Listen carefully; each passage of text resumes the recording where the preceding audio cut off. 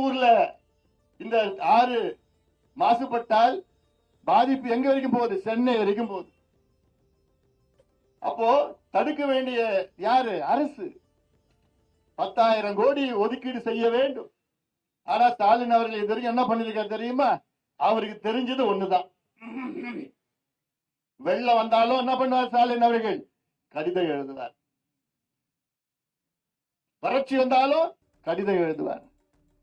மீனவர்கள் அங்க பிடிபட்டாலும் கடிதம் எழுதுவார். எல்லாத்துக்கும் கடிதம் மட்டும்தான் எழுத, அது மட்டும்தான் தெரியும். அதுவும் அவருக்கு தெரியாது, யார் யாரும் எழுதி கொடுப்பாங்க, அனுப்பிச்சுட்டுருவார். இந்த நொய்யல் ஆற்றுக்கும் என்ன பண்ணிருக்காரு? ஒரே ஒரு கடிதம் எழுதியிருக்கிறார் மத்திய அரசு. ஆனால் அவர் கொடுத்த வாக்குறுதி, எவ்வளவு வாக்குறுதி கொடுத்தார், எந்த வாக்குறுதி நிறைவேற்றல. அதனால்தான் தமிழக மக்களே, குறிப்பாக திருப்பூர் மாவட்டத்தில் உள்ள மக்கள், திருப்பூர் நகரத்தில் வாழ்கின்ற மக்கள் அனைவரும் நீங்கள் சிந்தித்து பாருங்கள். இந்த ஆற்றை பாதுகாக்க வேண்டும், காப்பாற்ற வேண்டும். அது உங்களுடைய கடமையும் கூட. நீங்கள் அழுத்தம் கொடுத்தால்தான் அது நடக்கும். இன்னும் 4 மாசம் தான் திமுக ஆட்சி காலம். இந்த 4 மாசத்துல எதுவும் பண்ண போறதில்ல, பண்ணவும் முடியாது. மறுபடியும் வருவாங்க, மறுபடியும் பொய் வாக்குறுதி கொடுப்பாங்க, தேர்தலில் வாக்குகள் கேட்பாங்க, ஓட்டு கேட்பாங்க, அவ்வளவுதான் செய்வாங்க. அதனால எந்த ஆக போறது கிடையாது. திமுகவை புறக்கணிக்க வேண்டும். திமுகவை மீண்டும் ஆட்சிக்கு கொண்டு வரக்கூடாது.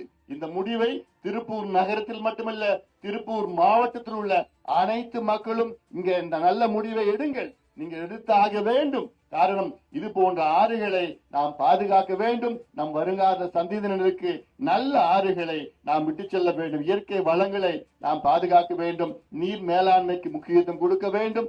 அது மட்டுமல்ல, நீர் மேலாண்மை மட்டுமல்ல, ஆற்று மேலாண்மை, ரிவர் மேனேஜ்மெண்ட்னா என்னன்னு கூட திமுக தெரியாது. ஏன்னா நான் எல்லா ஆற்றிலும் நான் போயிருக்கிறேன். தமிழ்நாட்டில் அத்துணை ஆற்றிலையும் நான் நடைபயணம் செஞ்சிருக்கிறேன்.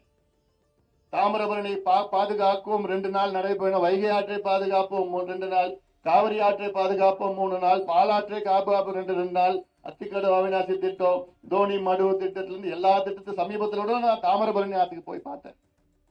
அங்கேயும் இதே போன்ற நிலை தான் இருக்கு. தாமிரபரணி நமக்கு வற்றாத ஜீவநதி. தமிழ்நாட்டில் ஒரே ஒரு வற்றாத ஜீவநதி தாமிரபரணி ஆறு. அந்த ஆற்றை சாக்கடையா மாத்திட்டாங்க. ஆக இதை மக்களிடம் எடுத்து செல்லத்தான் இந்த ஆர்ப்பாட்டம், தொடர் போராட்டம், தொடர் அழுத்தங்கள் மக்களை சந்தித்து என்னுடைய நடைபயண நிகழ்ச்சியாக இந்த நிகழ்ச்சியை நாங்கள் ஏற்பாடு செய்திருக்கின்றோம். மக்களுக்கு துண்டு பிரசுரங்கள் எல்லாம் கொடுத்து விழிப்புணர்வை ஏற்படுத்தி, நிச்சயமாக மக்கள் தமிழக அரசுக்கு அழுத்தம் கொடுத்தால்தான், நீங்கள் மக்கள் பொதுமக்கள் நீங்கள் வந்தால்தான் அந்த ஆற்றை நாம காப்பாற்ற வேண்டும். நான் சொல்றது சுத்தப்படுத்தணும் இல்ல, காப்பாற்றுற நிலைக்கு வந்துட்டோம். ஆற்றை சுத்தப்படுத்துங்கன்னு அதுக்கப்புறம் காப்பாத்துங்க. ஏன்னா இப்ப மழையில தண்ணி ஏதோ போயிட்டு இருக்கு. மற்ற காலத்துல எல்லாம் பாத்தீங்கன்னா சாக்கடைனா சாதாரணமா கிடையாது, அவ்வளவு மோசமான இருக்கிறது. இந்த நொய்யல் ஆற்றை பாதுகாப்போம், காப்பாற்றுவோம். அதற்கு தமிழக மக்கள் எல்லாம் ஒன்று சேருங்கள். திமுகவை எதிர்த்து நீங்கள் நிச்சயமாக வருகின்ற தேர்தலில் தக்க பாடத்தை கொடுங்கள். மீண்டும் திமுகவை ஆட்சிக்கு கொண்டு வராதீர்கள். வந்தால் இந்த ஆற்றை மட்டுமல்ல, தமிழ்நாட்டில் உள்ள அத்துணை இயற்கை வளங்களை அழித்து விடுவார்கள், ஒழித்து விடுவார்கள். அவர்களுக்கு அந்த நிர்வாகம் திறமை கிடையாது, அது தெரியாது.